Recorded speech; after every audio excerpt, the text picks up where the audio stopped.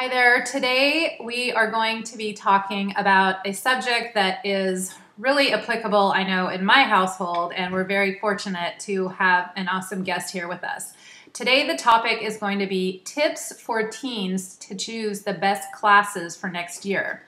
I know I have a daughter who's choosing classes, and it can be a bit of a daunting process.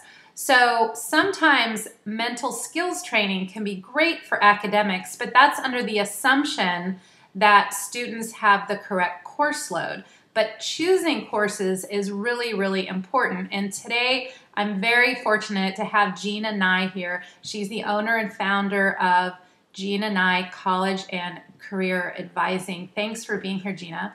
No problem. Great to be here. Great. So Gina has an MBA from Cal. She's worked at the Haas School of Business as well as 4 high schools in the area. So I thought she was the perfect person to address this topic.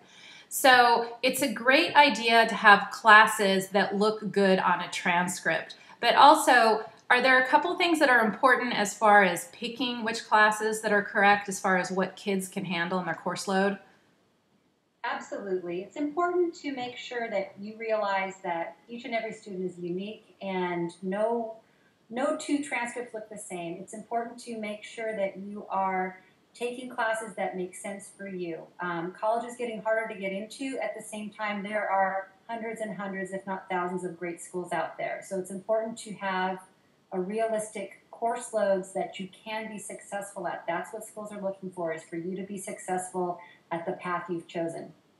Okay, great. So have the admissions process, has it changed at all in the last couple of years, or do you foresee it changing? And the reason why I ask that is that can sometimes affect what classes kids choose and how much pressure they put on themselves to take certain classes. Absolutely. The process has changed quite a bit since I went to college, but the reality is the admissions process is ever evolving. Even though these schools are in the business of educating students, they're still a business. And so rather than trying to trying to figure out what the schools are looking for, it's important to really identify schools that make sense for you and to make sure that because there's schools out there. There's schools out there for everybody. And so make sure that you're not just trying to force yourself into a school that may or may not be a good fit just because it looks good on paper or it's highly ranked.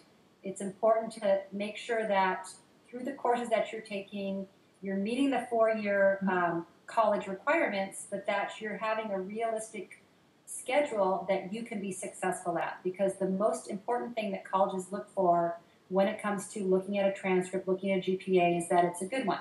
And I've seen kids who take no honors or AP classes at all, but who've been successful stair-stepping their classes and their coursework every year, who've gotten into a lot of great schools. Oh, great. That is really, really good to know. And so finally, do you have a couple tips for kids? Because I know a lot of them are handing in their college courses. I'm sorry, not their college courses. They're handing in their choices for next year as far as their high school classes go. Do you have any tips for kids choosing the best and most appropriate high school classes for them?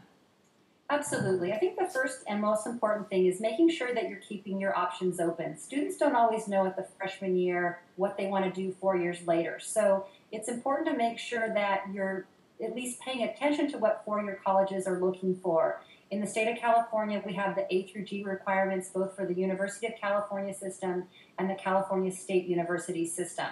And it's important to make sure that you're taking 4 years of English and taking the 2 years or more of the foreign language and those kinds of things. And so just making sure that you're keeping those options open, even if you choose to do something differently later, keep those options open. At the end of the day, it's important to have a balanced workload. Don't delay your happiness today to be happy tomorrow. So making sure you're getting enough sleep, making sure you're well balanced, taking the right courses now that are reasonable is super important. Because at the end of the day, the best path is going to be the one that works for you. I always like to use the ski analogy where you can go up the mountain, but you can take the green runs, the blue runs, the blacks, or the double blacks to get down it. And the more successful you are, that's what's going to get college's attention rather than taking a double black diamond run down and breaking your leg or something. Do you know what I mean? That makes a lot of sense, and I think that's really, really valuable information. Thank you so much for taking a few minutes to be with me this afternoon, and I can't wait to pass along this information. Looking forward to talking to you soon. Thank you, Cheryl. It was great to be with you. Okay, take care.